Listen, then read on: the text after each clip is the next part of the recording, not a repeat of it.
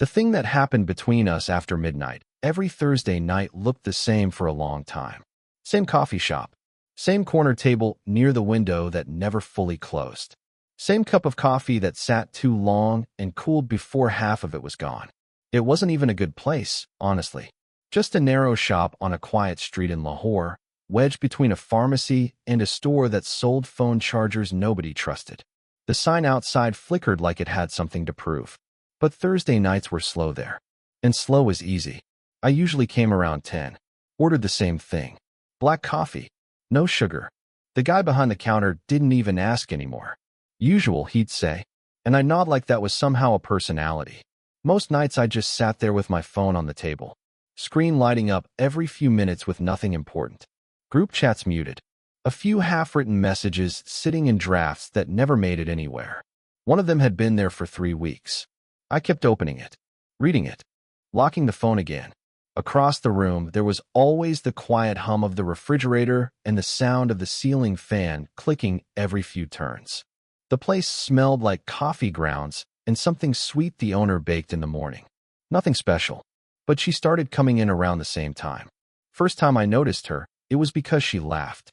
Not loud, just sudden, like she surprised herself. She looked about mid-40s, maybe a little older. Dark hair pulled back in a loose knot that kept falling apart. The kind of coat people wear when they don't really care how it looks anymore. She always sat 2 tables away from mine. Ordered tea, not coffee. The first few weeks we didn't talk. Just that small thing people do when they keep noticing each other in the same place. A glance when someone walks in. A half-second of eye contact. Then both people pretending they weren't looking. One night the napkin dispenser on my table was empty. I stood up to grab one from hers. She slid it toward me before I even asked. "Looks like you're about to spill something," she said. I looked down at the cup. It wasn't even close to the edge. "Habit," I said. She smiled a little, like she understood something I hadn't explained. "Careful habits are usually hiding something," she said. I laughed once. Quiet. Or preventing something. She lifted her tea slightly. Fair point. That was it. That was the whole conversation. But after that we started doing the small things. Little comments when the fan made that clicking sound. Complaining when the Wi-Fi stopped working. Once she remembered my order before the cashier did. "Black coffee," she told him casually. "No sugar." I looked at her. "You've been paying attention." She shrugged. Thursday nights are boring. Observation becomes a hobby. Sometimes I caught myself looking at her hands while she talked. Long fingers. A thin silver ring that she turned slowly when she was thinking. One night, she noticed me looking. My eyes flicked away so fast it probably made things worse. She didn't say anything about it. Just smiled into her tea. And I realized something strange. I was starting to come earlier than 10, just in case she showed up. Last Thursday, when I got up to leave, she was already putting on her coat. We walked out at the same time. Cold air hit the street like someone had opened a freezer. She stood there a second, adjusting the strap of her bag. "Well," she said, looking at the empty road. "See you next Thursday." "Yeah," I said. But when I got home that night, my phone lit up. A message from a number I didn't recognize. Just one line. "You left your notebook on the table. Thought you might want it back. Also, are you always awake after midnight?" Crescent moon. I stared at the message for a long time before replying. The notebook part made sense. I carried it everywhere. Half the pages were empty, the other half filled with thoughts that sounded smarter at midnight than they did in daylight. But the second line sat there. "Are you always awake after midnight?" I typed something. Deleted it. Typed again. Finally, usually. 3 dots appeared. Disappeared. Appeared again. "Good," she wrote. "Because the shop closes early tomorrow. But I'll be there late." I didn't ask why. I just showed up.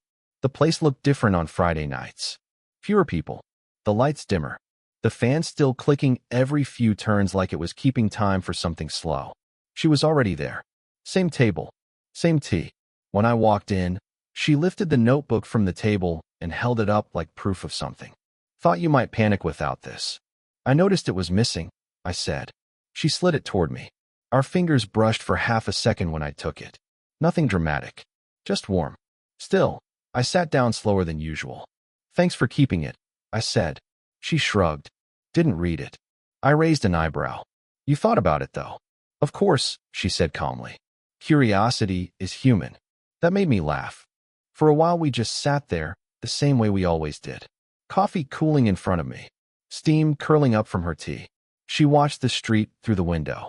You're younger than I thought, she said suddenly. That caught me off guard. How old did you think? She tilted her head. 28 maybe. 26. She nodded once.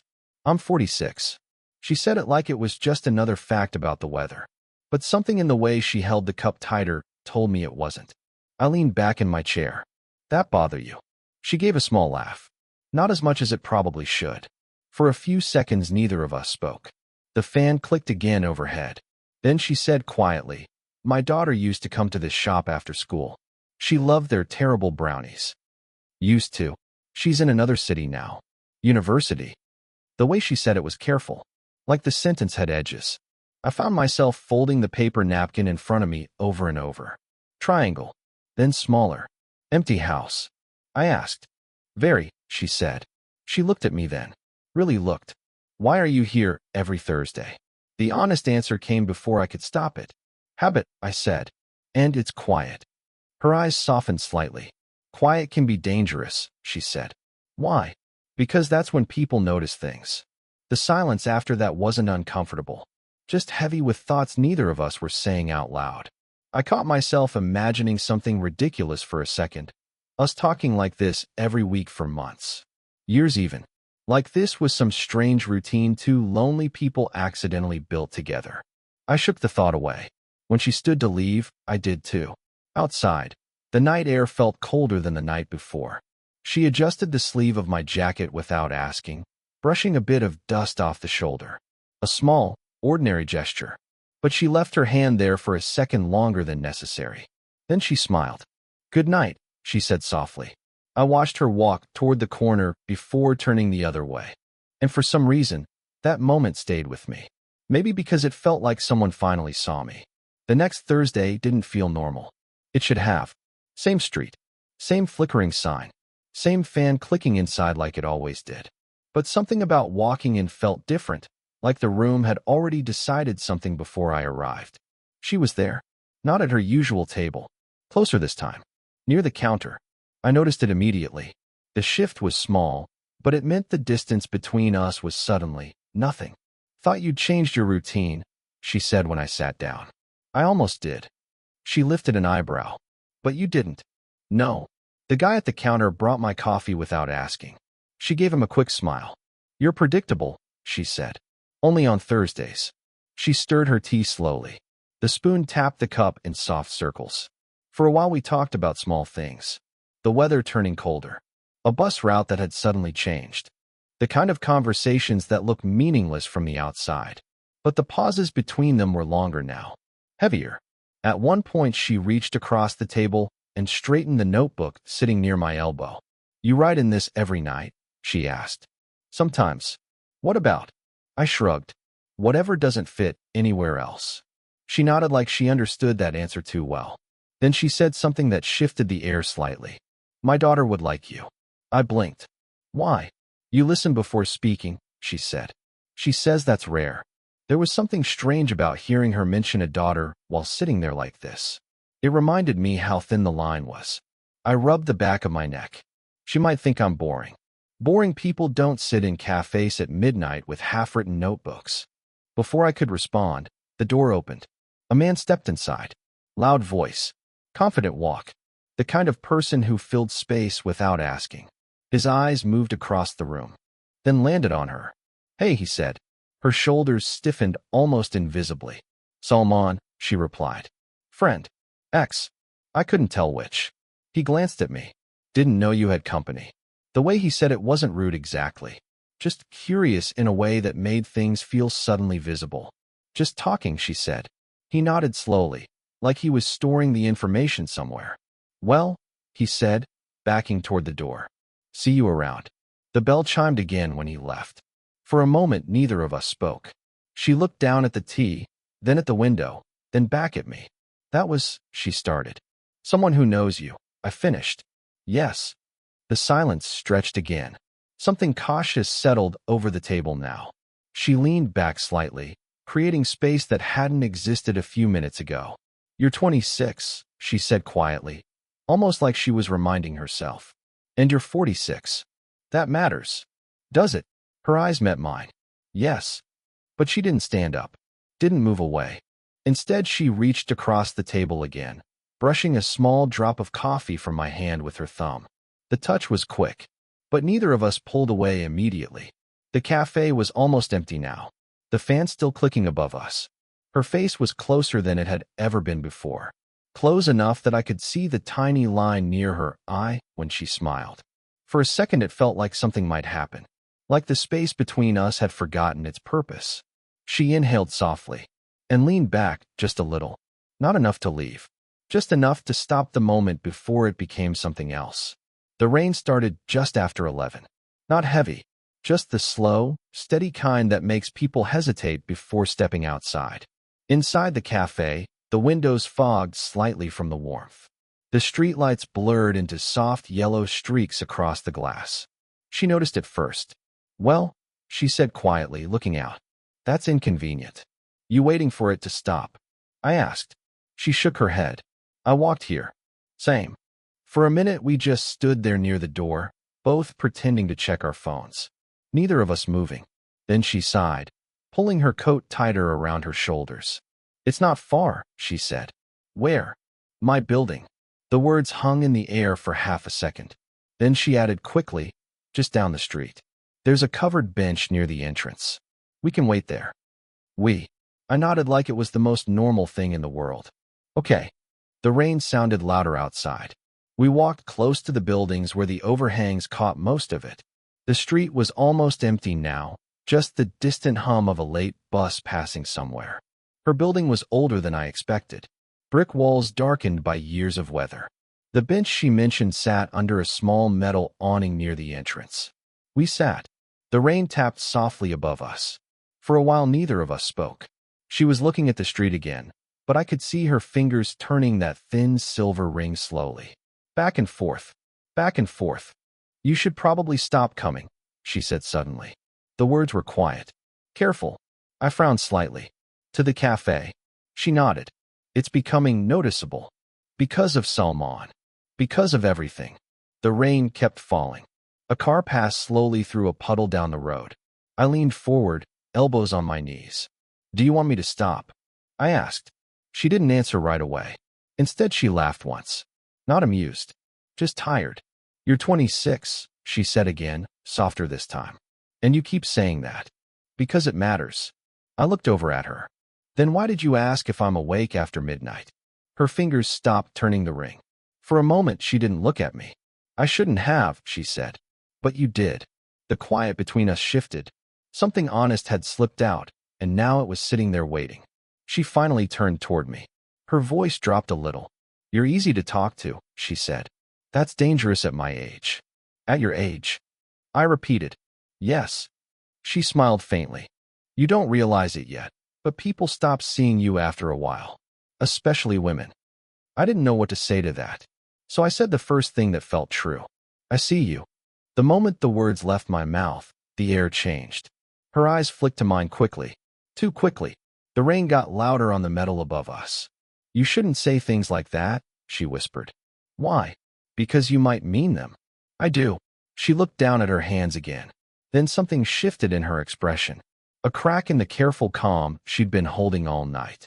"You have no idea how easy it would be," she said quietly. "To what?"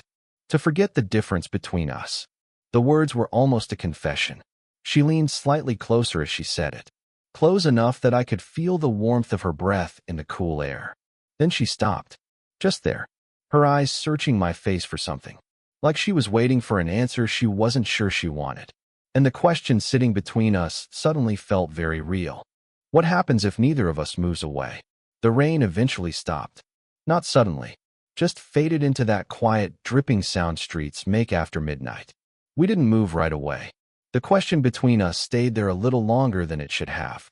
Then she stood up. Too quickly. "I should go upstairs," she said, brushing invisible rain from her sleeve. I nodded, even though part of me wanted to say something else. Something reckless. But she was already stepping toward the entrance. Halfway to the door, She paused, turned slightly. Next Thursday, she said, like she was reminding both of us that the routine still existed. Then she went inside. Next Thursday, I got there early. 9:30. The fan inside the cafe was still making that same clicking sound. Same lights. Same smell of coffee that had been sitting too long on the burner. But her table was empty. I told myself it didn't mean anything. People miss weeks. People have lives. Still, I kept glancing at the door every time it opened. 10:15. 10:30. The chair across the room stayed empty. The guy behind the counter noticed eventually. "Your friend not coming tonight?" he asked casually. I shrugged. "Maybe running late." He nodded and went back to wiping the counter. I sat there another hour. My coffee went cold the same way it always did. But this time it felt deliberate. The second Thursday felt worse. Because now I was aware of the waiting. I told myself I wasn't doing it on purpose. That I just liked the place. The quiet. But when the door opened at 10 and it wasn't her, something inside me shifted slightly. Like a rhythm breaking. Around 11, I finally asked the cashier. "The woman who usually orders tea," I said. "Have you seen her?" He thought for a second. "Oh, her." That pause. It landed strangely. "She hasn't been around," he said. "Maybe 2 weeks now." I nodded like that was normal. Finished my coffee. Left. At home that night, I opened our message thread. Her last text still sat there. "Thought you might want the notebook back." The conversation after that was short. Small jokes. A few late-night comments about the cafe. Nothing dramatic. Nothing that explained the silence now. I typed a message. "Everything okay?" I stared at it for a long time. Then deleted it. Started another. "Are you still coming on Thursdays?" Deleted that too. Something about reaching out suddenly felt wrong. Like knocking on a door someone had quietly closed. Weeks passed. I stopped going to the cafe for a while. Told myself it was just habit breaking. But one night, walking home late, I passed her building again. The same bench under the metal awning. Rain stains still marking the pavement where we'd sat. A light was on in one of the upper windows. 4th floor. I stood there longer than I meant to. Phone in my hand. Her number still saved. Thumb hovering over the screen. I didn't call. I didn't text. Eventually, I just slipped the phone back into my pocket and kept walking. And the strange part was, I didn't feel heartbroken. I felt paused. Like life forgot to finish the sentence. It was almost midnight when I walked past the building again. Not on purpose. At least that's what I told myself. The street was quieter than usual. Most of the shops had already pulled their metal shutters down. The air smelled faintly like wet pavement, even though it hadn't rained that night. I slowed down when I reached the entrance. The same bench was still there under the awning. Empty. For a second I thought about just continuing down the street, pretending this had been coincidence. But my feet stopped. I sat down. The metal was colder than I expected. For a while I just watched the street. Cars passing every few minutes. A stray cat slipping between parked motorcycles. My phone was in my hand before I realized it. Her number still there. Still saved. I opened the messages again. The same short conversation staring back at me. My thumb hovered over the keyboard. Then the building door clicked. I looked up. She stepped out slowly, pulling her coat tighter around herself. For a second, she didn't notice me. Then she did. Her steps stopped. We both just stood there for a moment, like the scene had surprised us. "You're here," she said. "Yeah." Not the smoothest response. She walked closer, stopping a few feet away from the bench. "I thought you stopped coming," she said. "I did." "Then why tonight?" I shrugged slightly. "Habit." She looked down at the pavement for a second. "You shouldn't wait around places for people who disappear. That's a strangely specific rule." A small smile flickered on her face, then faded. "I wasn't trying to disappear," she said quietly. "Then what were you doing?" She sat down at the far end of the bench. "Not too close. Not too far." "I was reminding myself of reality," she said. "That sounds exhausting." "It is." The streetlight above us buzzed softly. For a moment, neither of us spoke. Then she sighed. "My daughter called that night," she said. "The night it rained." I turned slightly toward her. "She told me she might transfer back to the city next semester." "Oh, which means she'd be around more. Visiting. Seeing where I spend time." I understood the direction of the sentence before she finished it. "You thought it would look strange," I said. She nodded. "It would look strange." Maybe. Her eyes moved to mine. You're 26, she said again. And you're still 46. Yes. But that's not the only reason. No, she admitted softly. What's the other one? She took a breath before answering. You make it easy to forget that I've built a careful life. The honesty in that sentence settled between us. Heavy, but not painful. Just true. I leaned forward slightly. You could have said that. I know. Instead, you vanished. I thought it would be kinder. I thought about that for a second, then shook my head. Not really. She looked at me, studying my face the way she used to in the cafe. You came back anyway, she said. Yeah. Why? The answer came easier this time. Because I see you. She didn't laugh this time. Didn't argue either. Her hand rested on the bench between us. I noticed the ring again, turning slowly under her thumb. Then she stopped turning it and let her hand stay still. I moved mine slightly closer. Not touching, just close enough that the space felt smaller. She looked at our hands for a moment, then back at me. You understand this can't be simple, she said. I know. And you're still here. Yeah. Another pause. Then she nodded once, like she'd finished a quiet argument with herself. Okay, she said softly. A few weeks passed after that night on the bench. Nothing dramatic changed. That was the strange part. No sudden declarations. No moment where everything rearranged itself into something cinematic. Life just adjusted. The first Thursday after we talked, I went back to the cafe. Not early this time. Just a little before 10. The fan was still clicking above the tables, same as always. The same faint smell of burnt coffee lingering behind the counter. I ordered my usual. Black coffee. No sugar. The guy at the counter gave a small nod. Haven't seen you in a while, he said. Been around, I replied. I took my old table near the window. For a few minutes, it looked like the routine might return exactly the way it used to be. Then the door opened. She walked in, shaking a bit of cold air off her coat. Her eyes scanned the room for half a second before landing on me. That small pause. The recognition. Then she walked over. Still predictable, she said, pulling the chair out. Only on Thursdays. She ordered tea like always. The same cup. The same quiet steam rising between us. At first we talked about normal things again. Her daughter's classes. A new bookstore opening nearby. The terrible music the cafe owner had started playing late at night. But something had shifted. Not tension. More like permission. The silences between us didn't feel fragile anymore. At one point she noticed the notebook beside my cup. You still writing in that? She asked. Sometimes. About what? I thought for a second. Whatever doesn't fit anywhere else. She smiled slightly, like she remembered that answer. Outside the window, people walked past under the streetlights. Inside, time moved slowly the way it always had in that place. Eventually we stood up to leave together. Not because we planned it, just because it happened that way. We stepped out into the cool night air, the street quieter than usual. Walk, she asked. I nodded. We didn't talk much on the way to her building. Some things didn't need explaining anymore.